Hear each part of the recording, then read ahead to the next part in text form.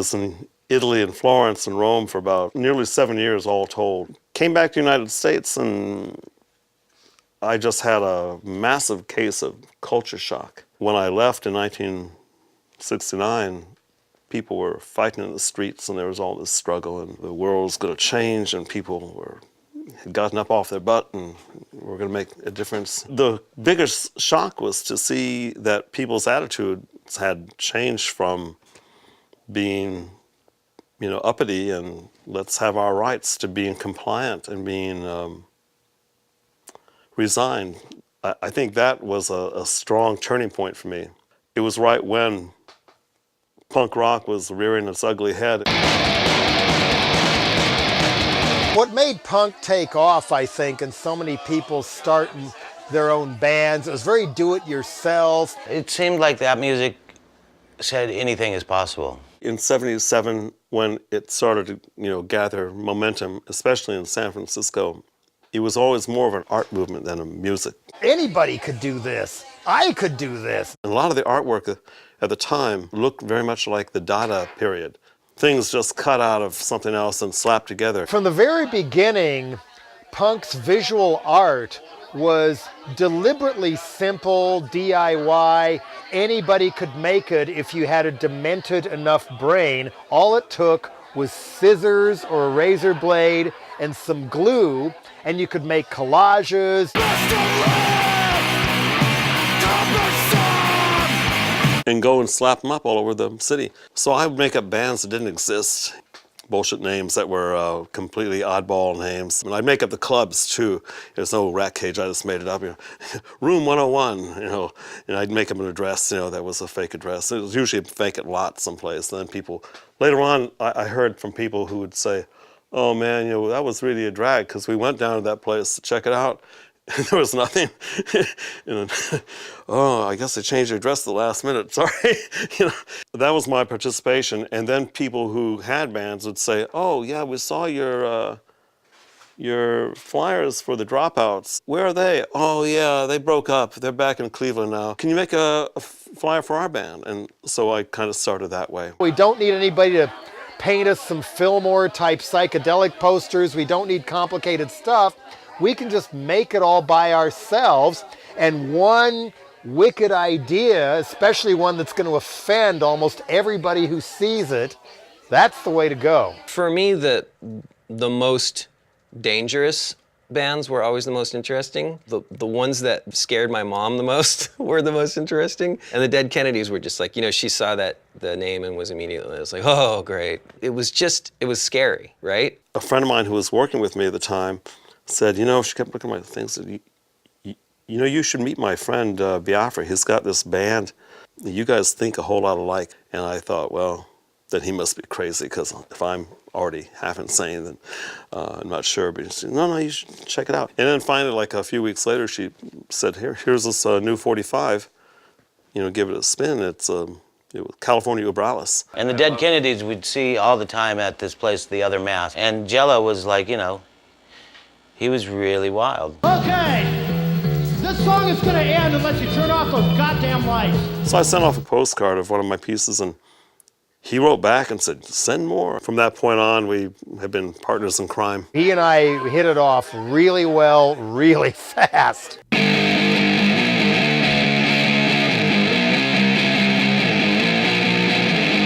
Many of the pictures that I did were things I did on my own, just because of my own, sour point of view. Then we collaborated on a few pieces. His style of collage is more like, pictures laid on top of one another, and then I'd add one thing or 10 things. The artwork was just perfect. It was, it made sense. It wasn't necessarily political. It had this sort of vibe of being political, but it was more kind of surreal than anything. And a lot of those pictures used to be on my bedroom wall when I was a teenager. Corrupt politicians making fools of themselves, dictators like Idi Amin, and idiot celebrities. So we were all cutting all these pictures out every week and putting them on our walls and realizing how funny it was, to have these pictures just sitting there out of context and then something else right beside it.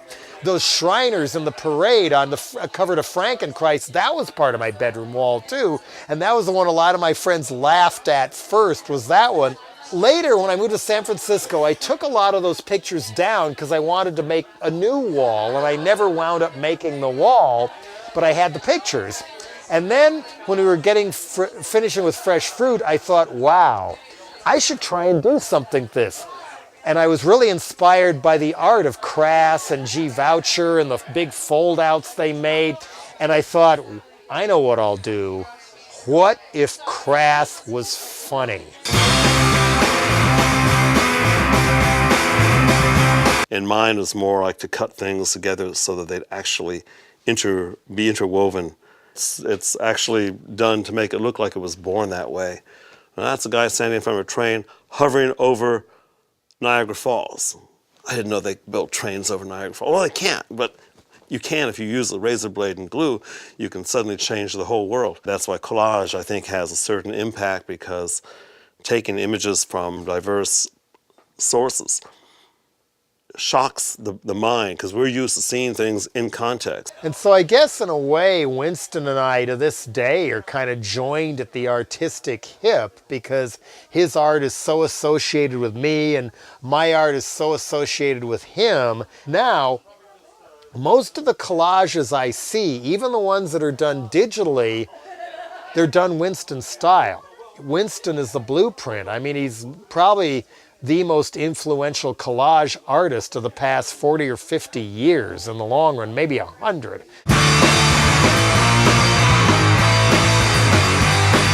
And then with Biafra too, a lot of times he would see pieces that I just had on the wall and realize that that's what I want to have for this new record. The follow-up to Fresh Fruit for Rotting Vegetables started with the art. I was showing him some of my work, and one of them happened to be this cross of dollars, which I made a couple years before. It was like a real crucifix that I'd covered in dollar bills and just put the Jesus figure back on it. To see this album cover that's got a crucifix made out of dollar bills, I was like, huh. Biafra said, that's dangerous. I want to use that. I was like, that is one of the best record covers I've ever seen in my life. Now I got to go make the record.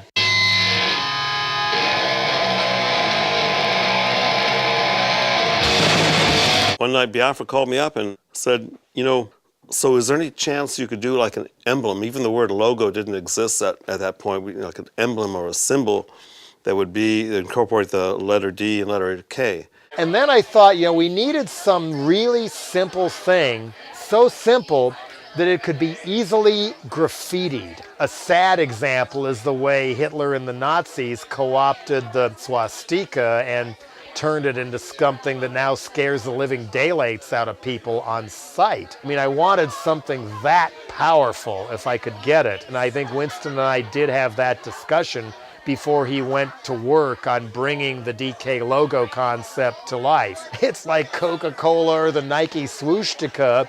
As sick as it sounds, I mean, Hollywood tells you now, hey, Jello, you're a brand. You have to be careful about managing your brand. I'm not a brand, I'm a person. But at the same time, I recognize that that thing is a precious thing to be respected, used wisely. Always go for something that's going to grab people. I wanted to deliberately create something that was going to be easy to make, that you wouldn't have to have an art degree to do. Evoke a certain kind of hard-edged, severe imagery. Dead K's are not known for peaceful, lilting melodies. So this song is dedicated to Diane Banker Butt Liquor Margaret Thatcher Feinstein. Curtis, go to the back. The dragon lady with no fucking heart. I spent the rest of the evening on my own at the table just drawing line after line, and sometimes I had a circle, sometimes a triangle, and finally came up with something that only took a couple of strokes of the pen to do. I started to line up toothpicks so I could make okay, what can you do with 4 toothpicks? And realized I could get this D and K together with a piece on the side with only 4 toothpicks. And that's what I called Biafra the next day and said, I've got it. One line, X, another line, and there it is, DK. I wandered over to the hall an hour or so later. At one point, I went back to the men's room, and all over the men's room was written DK logos everywhere. I thought, good, Biafra's been here now. It's so it's already been spread. I put that logo everywhere, but my favorite one ever, which I got busted for, was I did it in masking tape on the lockers at school. This teacher grabbed me and, "What are you doing?" And I'm like, it's just a band logo. And the guy was just like, "What does it mean?" And I was like, "Oh, it's this band called the Dead Kennedys," And he's like, "The Dead Kennedys?" So I was just like, "Yeah, I don't know, it's the Dead Kennedys." It's just, like, how do you explain "kill the poor"? You could say, "Oh, it's ironic," but wait, is it ironic, or what is it? Is it just a joke? Because that's kind of a sick joke. But I mean, I don't know. Fuck, it's kill the poor, man. It's great. It's punk rock. I'm glad it was easy to reproduce, because I've seen it on tattoos and on graffiti. This kind of disease could be spread if you kept your logo simple enough. I keep thinking, damn, if I had just gotten royalties off of tattoos and graffiti, I'd be rich. I don't think it's a totally genius idea. I don't think it's a masterpiece. It's just a little clever kind of angular symbol. I'm shocked that it still is around. I'm shocked that there's people who appreciate it, and I'm shocked that the movement actually lasted a whole lot longer than Hippy Dippy Trip or the beatnik scene. I think it shows you maybe that hate and aggression has more power to endure than peace, love, and and love beats. Still hoping that people will influence positively by it, and that people will continue to, utilize it as a symbol of stand up, don't sit down. And like I say, we may not win, but let's not go down without a fight.